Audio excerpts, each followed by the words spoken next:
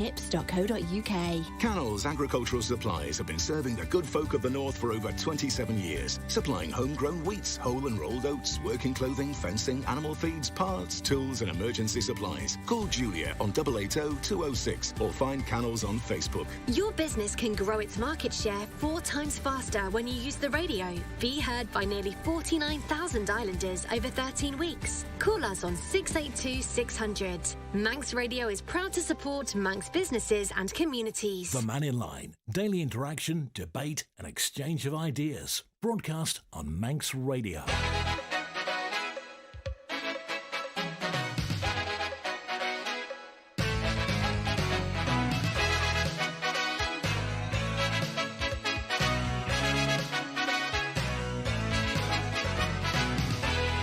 Good afternoon, it's 7 minutes past 12. The Mannin Line is on through till 1 today with Policy and Reform Minister Ray Harmer, MHK.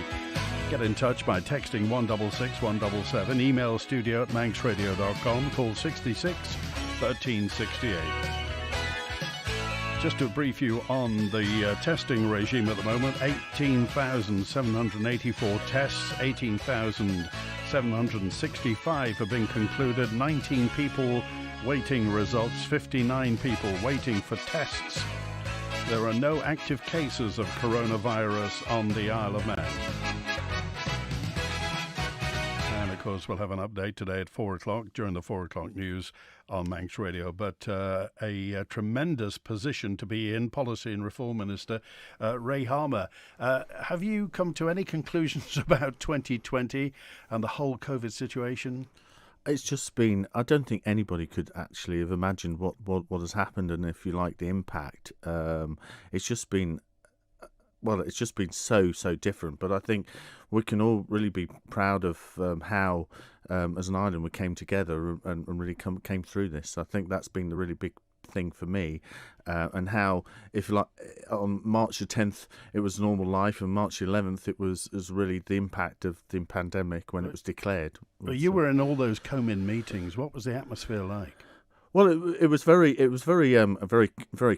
calm, very sort of measured, but we knew almost immediately the seriousness of it all, and also that very much we were going to have to come through this, if you like, as an island on our own. That some of the things that you look for from elsewhere, that support wasn't necessarily there, and everybody across the whole world was learning.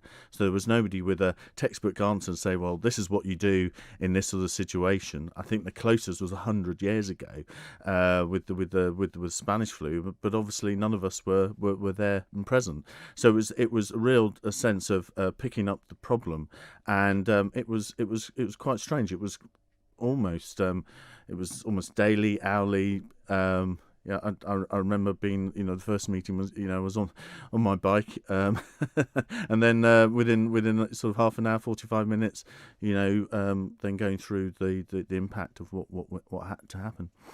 Well, here we are then. No active cases at the moment. The vaccine is on the way. Let's talk about where you dovetail into all this. Minister for Policy and Reform. Just draw us a quick thumbnail sketch of what your responsibilities are. So, in essence, my role is really coordinating some of the big ticket items across government. So those are chairing the climate change transformation programme, the health transformation, and being obviously involved and working in the economic recovery group. So all of those elements of delivering government policy, and fundamentally the programme for government, and pushing that programme for government and the legislation, which obviously had a big gap this year with obviously the pandemic.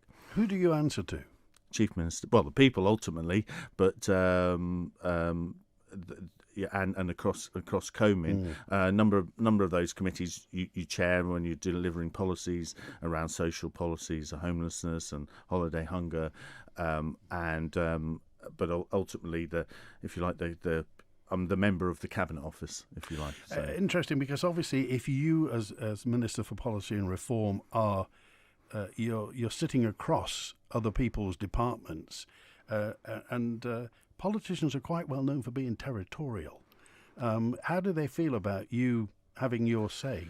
I think because it's quite clear, and if you think about how things have developed over the last 2-3 years, those big ticket items have tend to where they've hit government. If you think of climate change or flooding, and health transformation, when they've hit government, it's because actually they're not things that can be done by one department.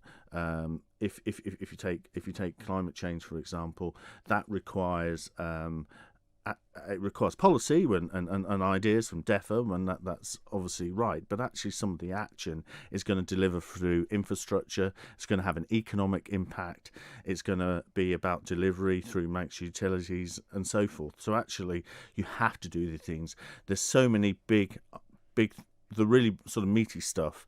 How we get through this pandemic economically going forward, they have to be delivered centrally, and it can't be one department can't deliver those. Talking of climate change, the spectrum of climate change opinion will be at one end people who want us to do everything now for climate change, and the other end there are people who deny that it's happening. Where do you sit personally? I absolutely believe it is happening. I'm absolutely, we've got to act now. But I think we've got to be very important that we plan properly.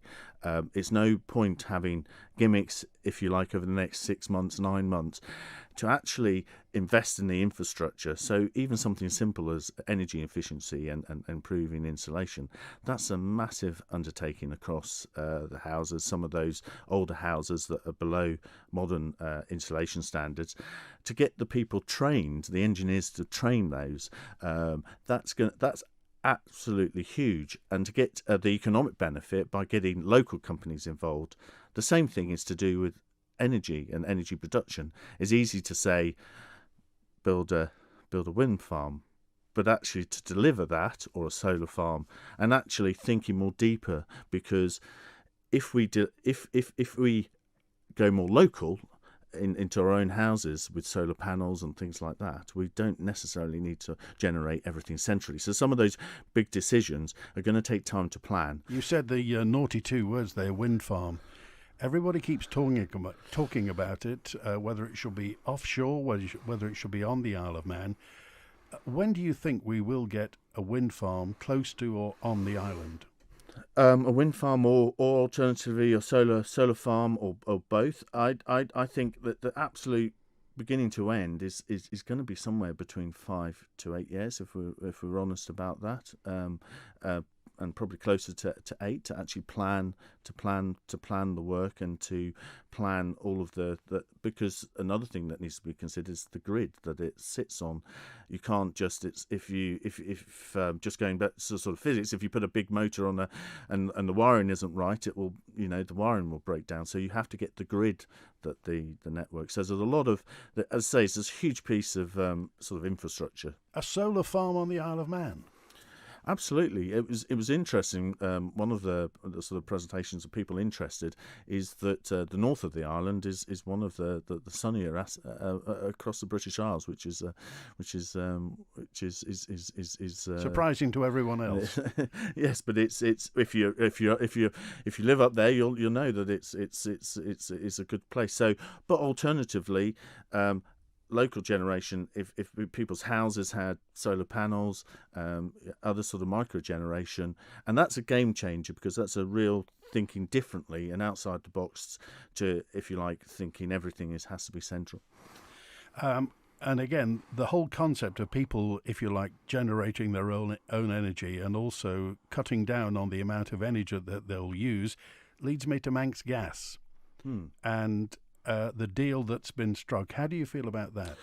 Well, I think I said on in Timor that on balance, I think it's the right way forward, because it potentially could deliver a savings and a reduction from nearly 10% in terms of what they can make on capital, to nearer 6.99, which is 7%, and that's a significant decrease. I'll be honest with you. I mean, we're very keen to now make that agreement happen, but the negotiations are difficult, and we will continue to make every effort to make those that go forward. So if people are going to use less gas or less electricity in the future and have better insulated properties, and again, let's just come back to the insulation. Can we handle that insulation on the Isle of Man? And also, what about public sector housing? I think they're two very good points. I mean, I think that is where we need to get the planning right, because if we rush something like that, then the only alternative is to import labour and skills from the UK. But actually, what we need to do is to expand on what the skills we have on the island. And I think going forward, we have to be bolder. We took a step with Clackvane. We had energy efficient housing as part of that mix, but now I think we need to put a stake in the ground and say from now on all new housing needs to be at a very sort of at that silver or what's called gold standard. And do you agree with the situation that'll be, I think, is it in 5 years' time, when no new house will have a gas boiler? Or oil, yes, so that we're moving away from fossil fuels, because whilst gas is compared to oil and other things as a transition fuel, and at the end of the day our main what we generate electricity from is from gas, but these things will take time. But if we plan it properly, I think then we can get to those sort of carbon dioxide reductions by 2030 more effectively than if you like not planning and looking for very sort of things that sort of look good but actually don't deliver it and don't give us the economic benefit, because there's an economic side, which is why that's an important part of climate change, that actually there are industries that will benefit from us moving forward. Talking about the posturing, and obviously politicians will get accused of that all the time, because people will ask you to do things, and inevitably in the climate change world, you can't just build a solar farm today. As you say, you can't just connect it to the grid. You can't build a wind farm today. So how do you counter those accusations that you're just saying the right words? It's a bit of greenwash. Well, because anybody that sort of, and I've been involved in infrastructure for many years, and I know how it's less haste, more speed is very much the adage. If we can sort of get the piping right, get the cabling right, and so forth, we can actually spend more time in design at this point. Will actually deliver a quicker result. Whereas if we were to rush and, if you like, I don't know, stick up that doesn't meet the right standards and so forth, we'll actually go backwards, and it will be a costly white elephant. What we need to do is bring people together. Ray Harmer, a Minister for Policy and Reform, is on the Mannin Line today. We're on till 1. You can text on 166 177, email studio@manxradio.com, or call 66 13 68. We've got a call now. I think Howard's with us. Howard, you're live with Ray Harmer. Thank you, Andy. Good afternoon, Minister. Afternoon. Just listening to what you were saying there, and it's not of your making in a sense, the abolishment of new gas heaters into new houses and oil. I know they talk about heat pumps, but largely it's going to be a form of electric central heating. And with the proposed doing away with diesel cars, etc., and the encouragement of electric cars, while this has been going on, has the government given any thought as to where all the extra power is going to come from within our island? Because there's going to be a huge amount of power needed, both for the new houses and proposed houses for the future, and all electric vehicles, etc. And the power stations that we have at the present are just not capable of absorbing all that extra energy consumption.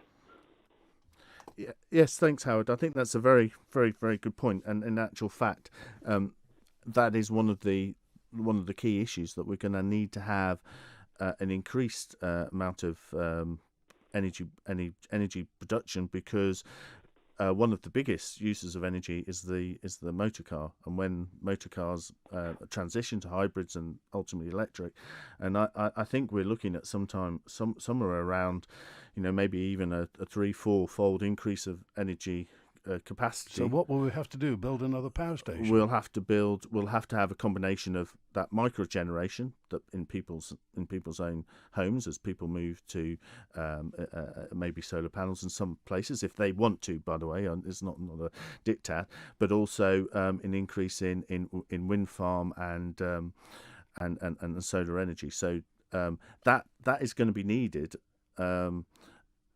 As well as probably continuing the CGT, the plant, the gas plant for till 2035. So first of all, we have to increase the amount of energy that needs to be produced. Primarily, one of the key things is because of as fossil fuels in cars. Obviously, a key part of that is the reduction of energy that we need through heating, and that's going to be through better insulation. So in a nutshell, do we have enough capacity at Pulrose or importing through the interconnector to move to less gas, less oil and more electricity? Well, I think ultimately the answer is yes, but it's going to take time because we have to build that extra capacity. We have to build those renewable power stations, and obviously the interconnect itself. I mean, some jurisdictions have actually just totally relied on their interconnect to say that that's green energy. We don't think that that's right from energy security. We need to generate our own as well as having the interconnect. So yes, we do need quite a substantial increase, and that will mean, if talking about renewables, it will mean wind farms and solar energy. What's your view, Howard? Well, I don't know what is going to happen. This is the time when the Manx government should be having as a priority their thoughts on how and where the energy is going to come from, because come January, Brexit's going to happen. And they say, oh, not this old chestnut again. But France are threatening to cut off the power coming into the UK or reduce it considerably.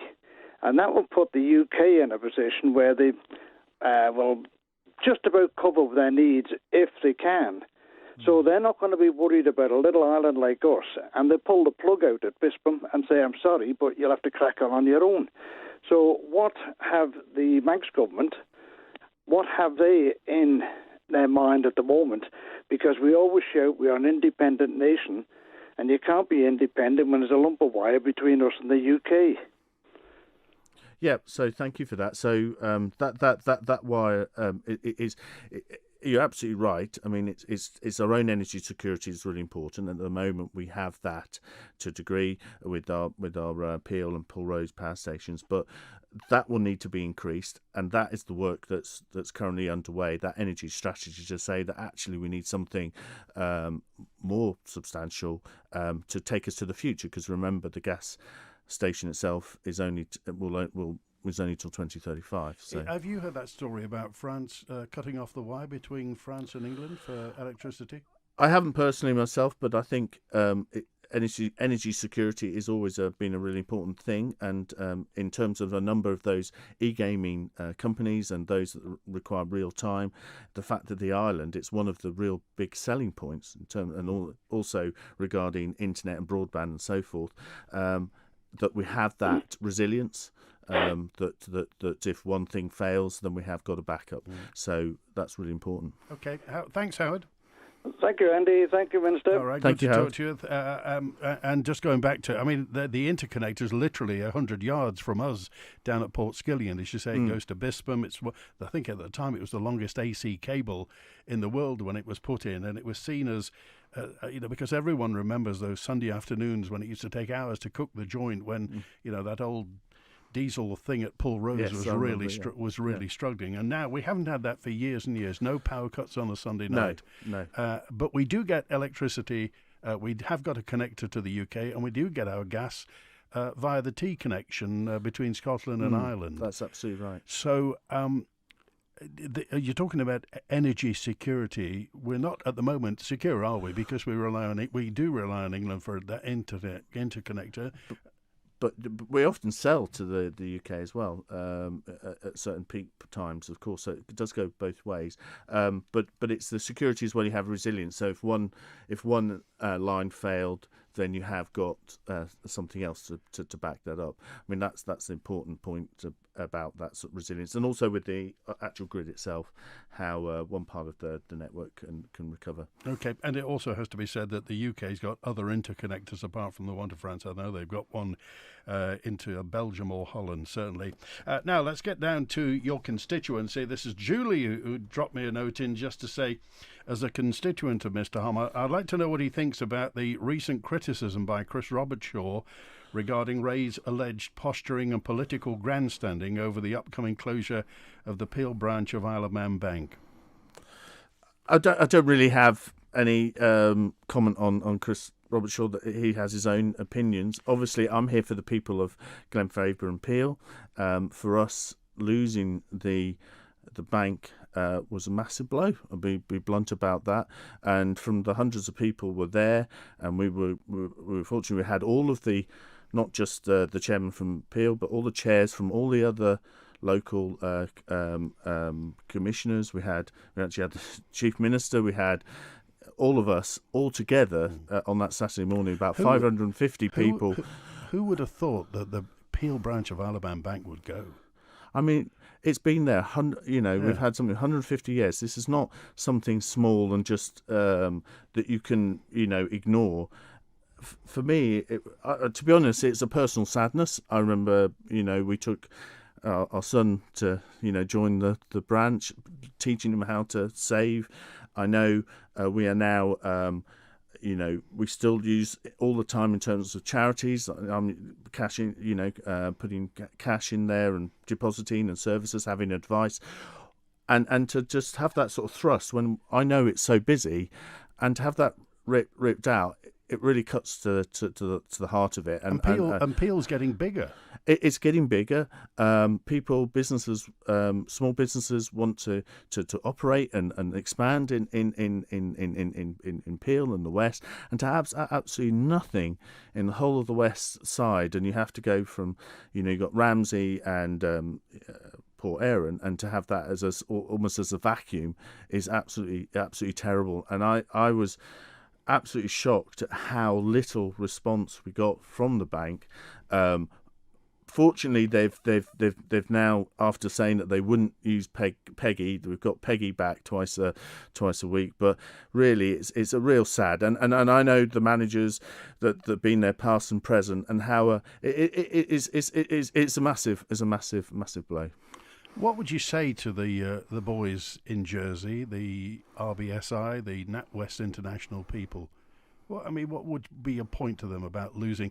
Because to them, obviously, they give you all the flannel about serving our customers better, but they're taking away part of a town that is growing, that has heritage. What would you say to them? Well, to get back to your roots, I mean, a lot of these banks and societies started off with, if you like, people coming together and saying, right, okay, if you take building societies, they came back as part of the community to say, we need to build houses, and then there's often where they would all club together, one person would build a house, and then then they would all invest, and then the next person, and so forth. So they all come from community roots. And if companies, and you see it so much, and I remember a lot from my MBA, in a sense that the companies that lose their roots ultimately, are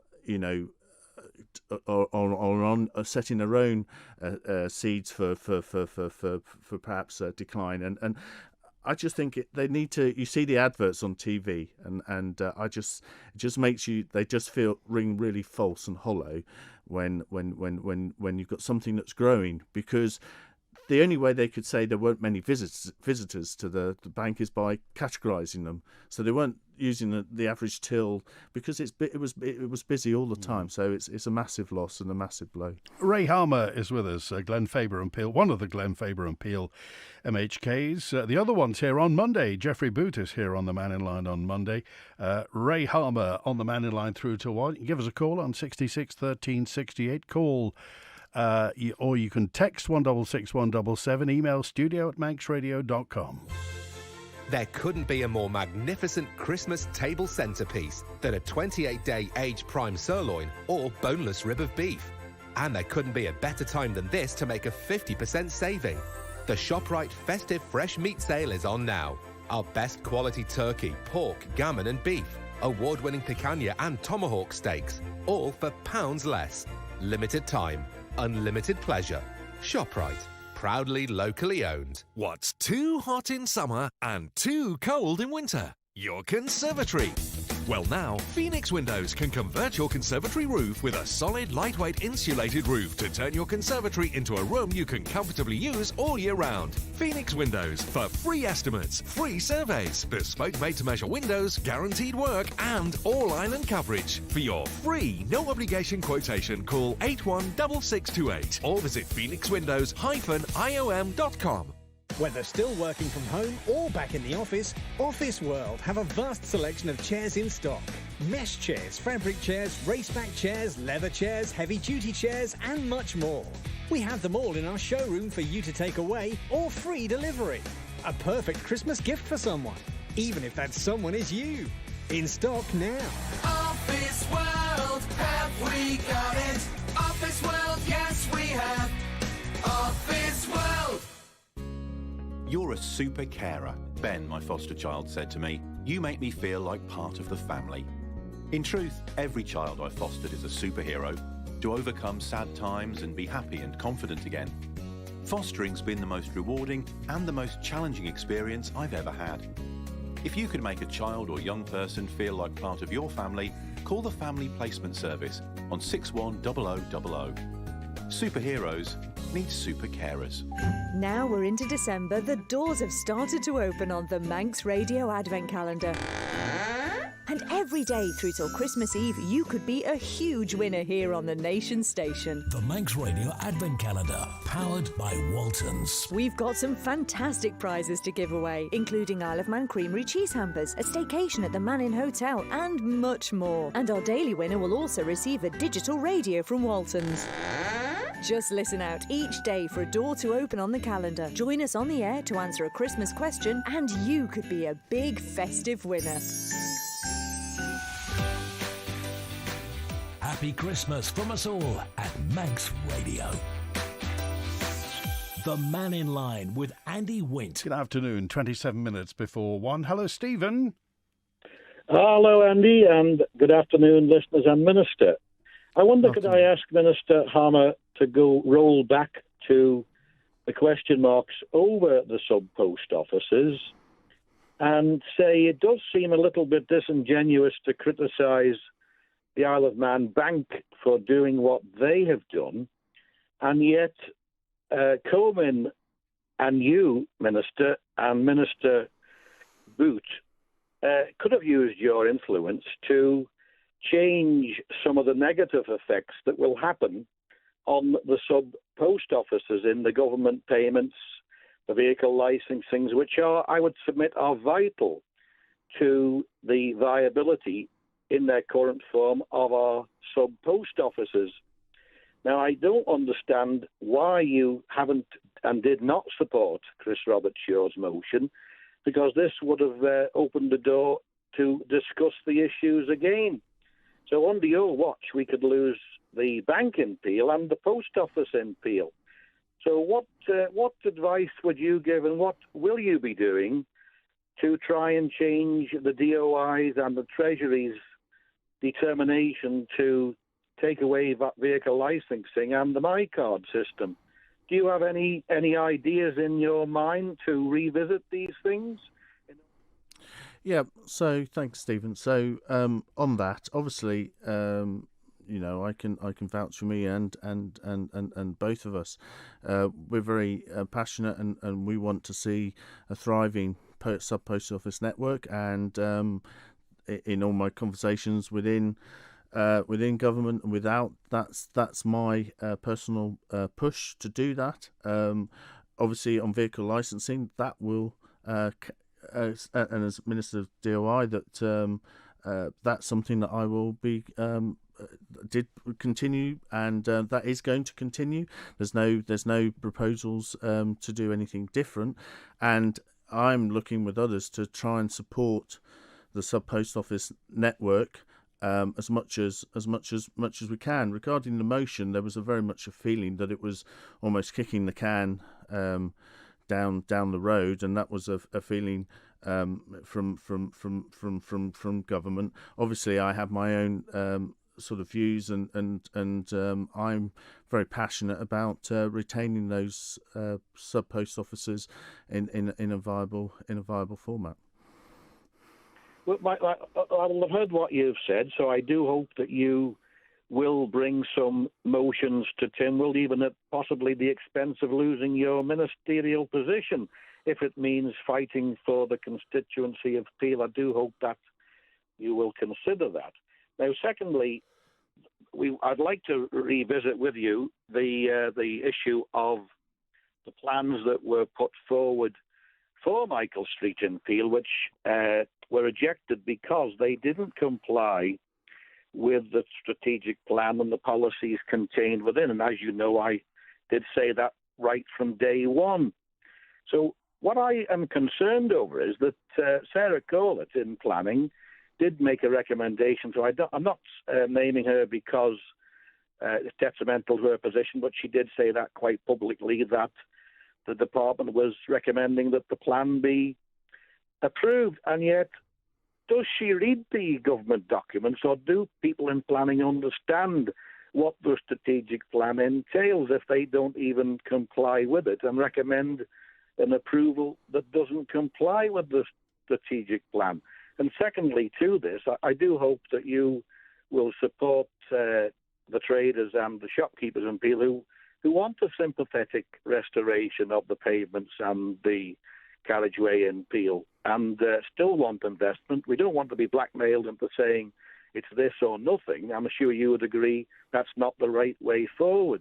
But people do want a scheme that is complying with the strategic plan, the conservation policies, and one that everybody can live with, that wouldn't take an age to complete. So I'd just like to hear what you have to say about this issue of the strategic plan. So yeah, thanks, Stephen. So I'm obviously not in planning and can't really sort of comment on what decisions they make totally independently. If you like, my part of this is that I'm keen, like you, to see those to have something fitting that's attractive in the area, and really that's as and hopefully something that everybody can get behind and support, and absolutely that's where I've been right from the word go. I think it's always difficult because there are different opinions. My piece in this really was to fight for Peel, and same with parking. This is another issue, to fight for Peel and Glen Faber, to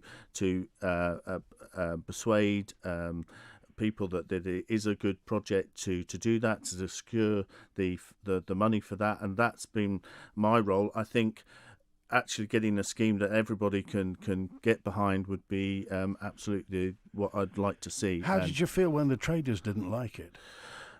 It's just very difficult, it's very difficult because it's having a scheme that the people that everybody will get behind, and finding that common ground. Now, you were appeal commissioner for what, 6 years? You were chairman for a while, weren't you, as well? Yes. And I think it is a difficult, it's a very difficult piece to get that sort of agreement of what sort of scheme that's required, and how to sympathetically do that. As I say, I think we all agreed. I mean, I've been to sort of 3 public meetings that all said something is needed. I think the difficulty always is having something that people will support. Okay, all right. Thanks, Stephen. Thank you. Thank you. Thanks, David's with us now. We've got David. Good afternoon, David. Oh, hi, Andy and Mr. Harmer. It's reference to your former minister, Mr. Chris Thomas, who used to run issues up the flagpole all the time and have think tanks and working parties. Can I ask you, what is the situation now regarding homes where those people who own their own dwellings have to pay £8,000 to £1,000 a week to keep people in their own home? Into care. What's happened with that? He had a think tank. He went round the island, and I've not seen nothing come forward or any issues from government. This is about care homes. Yes, that's right. So, yes, I mean that's thanks, David, because that's an important part of my role is really around that. That piece of work, to be honest, I was a little bit disappointed how that sort of seemed to sort of fizzle out. Where that actually is, it died. Well, what that is that whole piece of work is now will be part of our health transformation project. All of the feedback and all of the concepts will be part of that piece, and will be one of the deliverables over the next over the 1 to 2 years. Well, what was your interest in it, David? Well, we for those that own their own properties, and if something happens to yourself or your wife or something like that, the state then doesn't help you. In other countries, other countries too, Scotland as well, there's a different formula for helping people out. You've got to go down. So if you've invested your money years ago into buying a property, and then you come to your latter life when you want care in a home or somewhere else there, it costs you £800 to £1,000. I've seen people over my political lifetime, their money just goes out the window as though the window's left open all the time till they get down to, I think it's about 20 grand, and then they'll help you. That's wrong. That's not helping the community at all. And actually, it's worse than that, isn't it? Because often, if for example, your mother or father or in a care home, then it can fall onto the siblings, and even the amount from government doesn't quite match.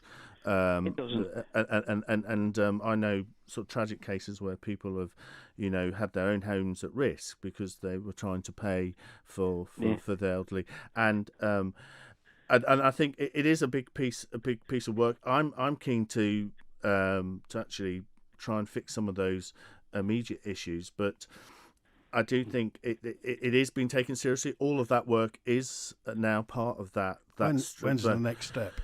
Well, the next step will be to report back on that, but it's not one of these quick things. It is going to take about a year or so to actually. It's probably going to go past the next election. Okay, David.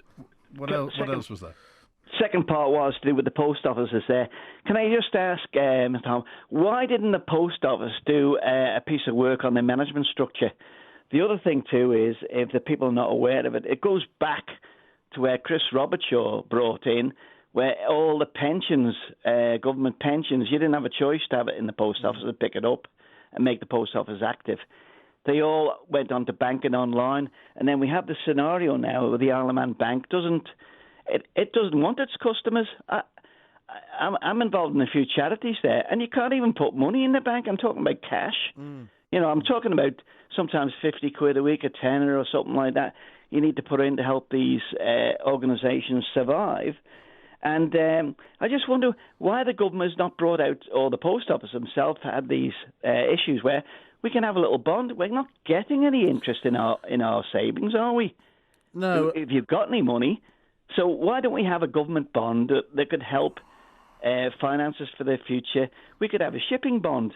How many people in the Isle of Man would love to have an Isle of Man steam packet bond? Yeah, I think they're really good points, and certainly from the post office, obviously they're sort of questions that they'll need to answer. But I do take a lot of what you're, the sentiment of what you're saying. I do actually think there's a lot of merit in that. Okay, all right, David, we've got to go crack on because John will be on in just a moment.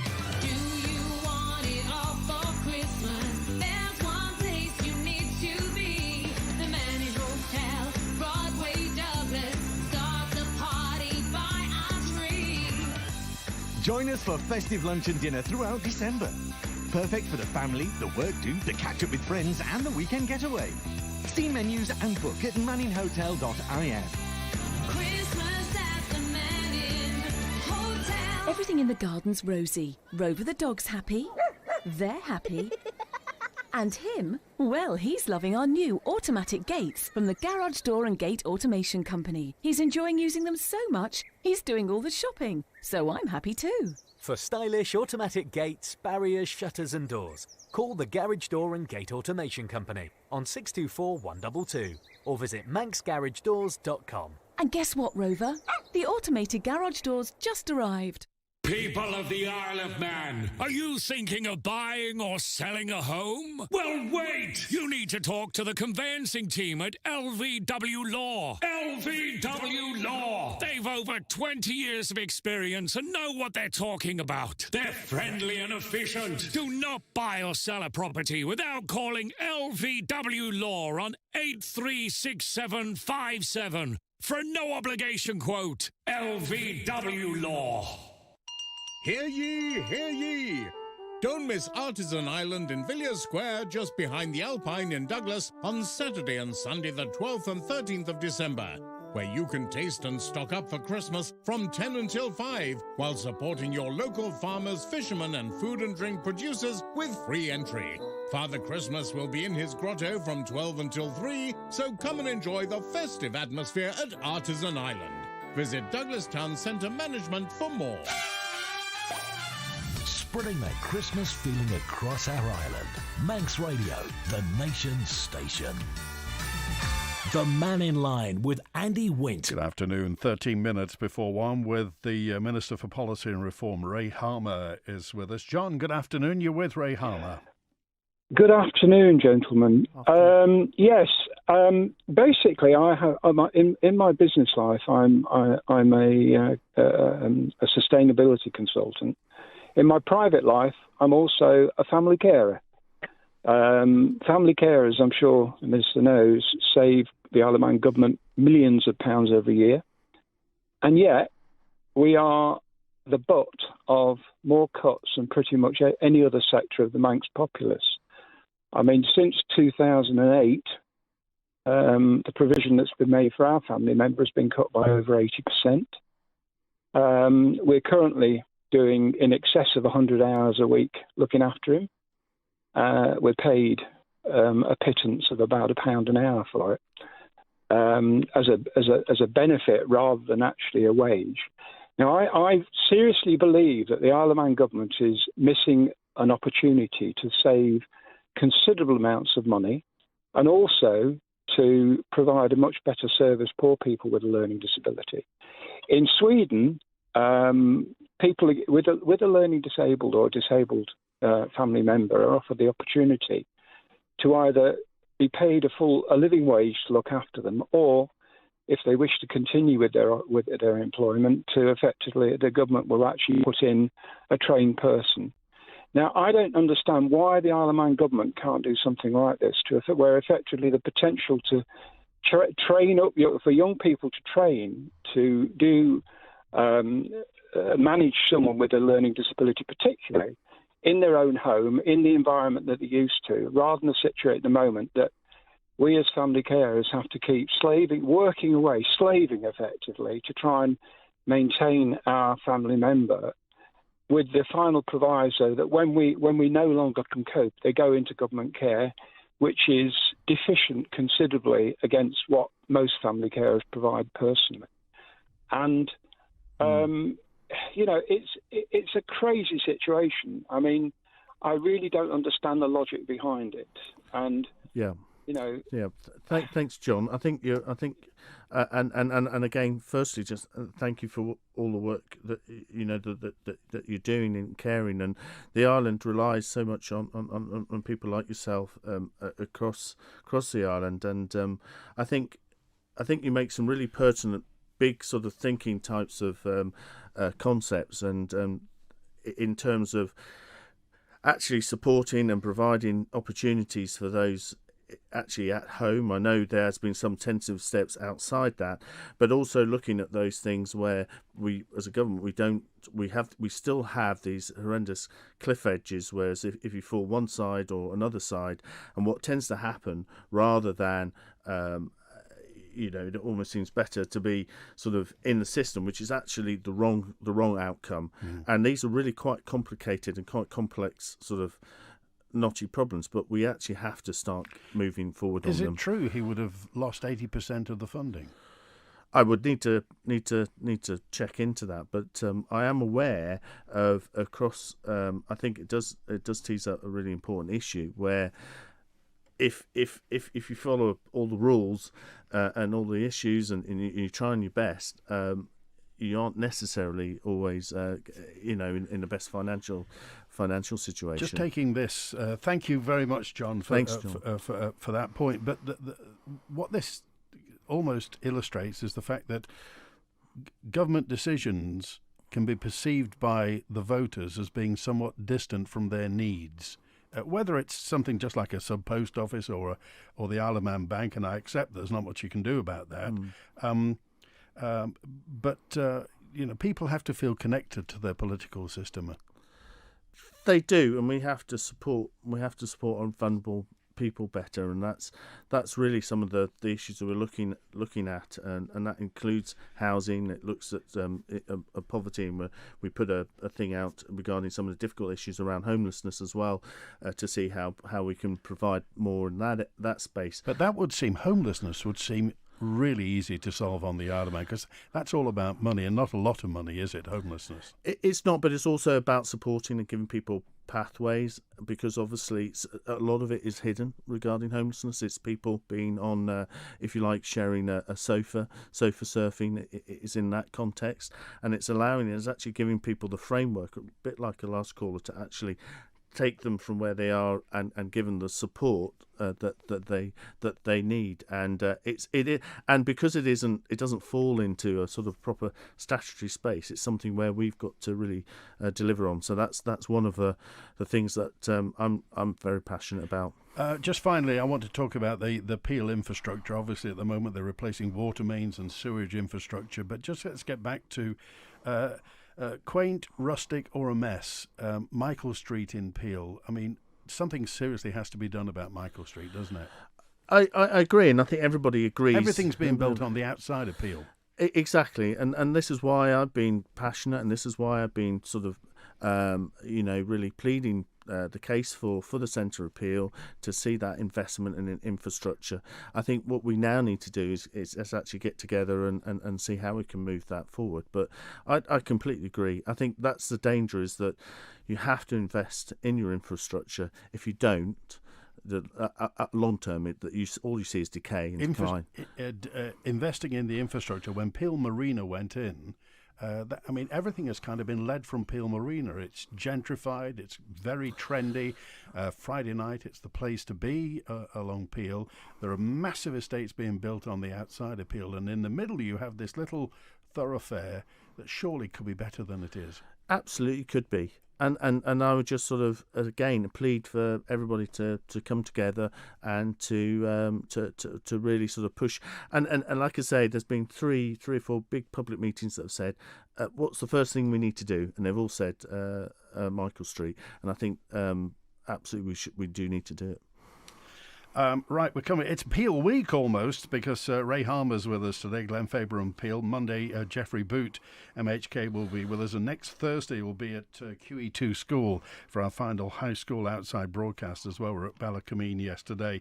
And of course, at the moment we have a situation, I think, the sixth forms on the west of the island are almost clubbing together. Nobody quite knows what to do with the sixth forms. How do you think QE2 is standing up to the challenges at the moment?